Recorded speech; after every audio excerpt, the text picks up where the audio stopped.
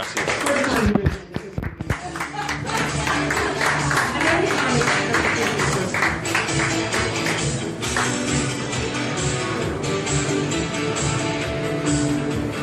Song right there. So has anybody been following the news right now?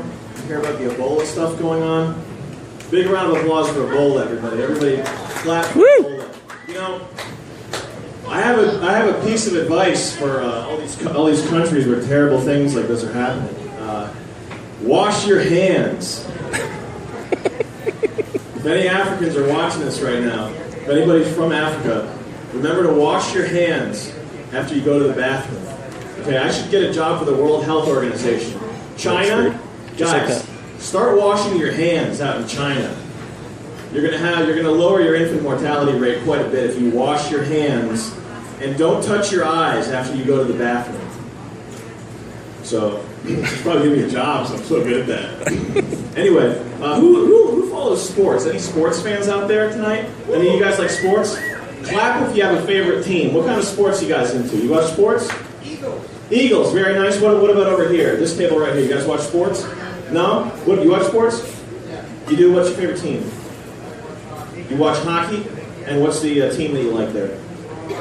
The Toronto Maple Leafs, yeah. I love sports. My main problem, my big problem with sports is the brain drain. So everybody knows this. Sports fans are the smartest people in the world. And all the time you spend watching sports, you know, you could easily become a brain surgeon or a rocket scientist. Those big sports fans, people who are real into sports, you could easily, with that big old brain upstairs, all those stats that you memorize and all the teams that you memorize the guys' names, you know, Latrell Sprewell and all the names that are popular. You could easily do a startup, a tech startup. You could be the next Elon Musk. Okay, you could be the next billionaire, Silicon Valley billionaire. But all these great minds, they're too busy memorizing stats, and I just think it's a big waste. Okay, who's following the Ray Rice thing? Anybody know about the wife beating and stuff? It's kind of hush hush. Can't talk about this here. It's a thing. They got the domestic violence, folks. Anybody think Ray Rice is not getting a fair shot here? You know? Yeah. Another guy, that's right. Another guy I'm thinking about is Jerry Sandusky. I'm still waiting for all the facts to come in on the Jerry Sandusky case, okay? I think that Jerry Sandusky was crucified in the mainstream media, and he hasn't been given a fair trial. And I want to see the body of evidence there is to bring against Jerry Sandusky, because I'm betting it's pretty threadbare. And if I were the judge, I'd let him off. And I would tip over a few vans in the process and riot in Pennsylvania.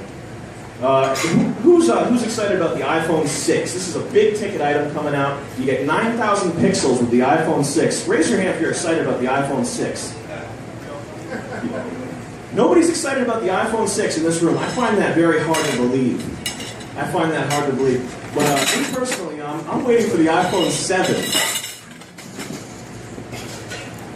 Waiting for the iPhone 7, folks. Any single moms in the audience?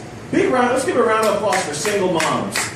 Because single moms, they really go to bat, and they take one for the team for America. And I think single moms are the backbone of America. People say that truckers are the backbone of America. I say it's the single moms, right?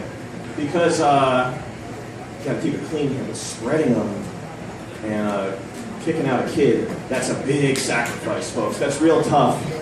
Single moms, ladies and gentlemen. My one problem with single moms, though, is that they always overestimate the value of their child, right? How much any of you have children? I'm not going to razz on you, but what would you say your child is worth to you? $200 million, right? You wouldn't give up priceless, right? That's right. I don't know about that, because I've offered a few single moms on the street. I don't have this much money, but I've just to do an experiment. Hey, would you take 50 grand for your kid? And in Fall River, Massachusetts, the answer is surprisingly yes, more often than not. Single moms, they always, you think your kid's worth $300 million. They're really not, you know. Kids are not worth hundreds of millions of dollars. If society were to collapse tomorrow and we were in some sort of dune buggy, Mad Max type situation, your kid would be worth a power bar. your kid would be worth 1/2 a tank of gas, okay? You'd be trading your kid to nomadic traders, okay? They'd have all these rags on, they'd be wrapped up in rags, they'd have dune buggies and armor and all kinds of dirt bike armor and stuff. And you would give up your kid for some powdered milk, some drink mix, or something, you know, anything for sustenance in the future, the post-apocalyptic future. I got one more thing, I'm almost out of here. Oh no. Yes. Big round of applause for me, everybody who loved me so much. Okay, thank you very much.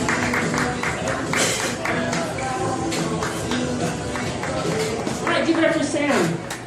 Yeah, we better touch it.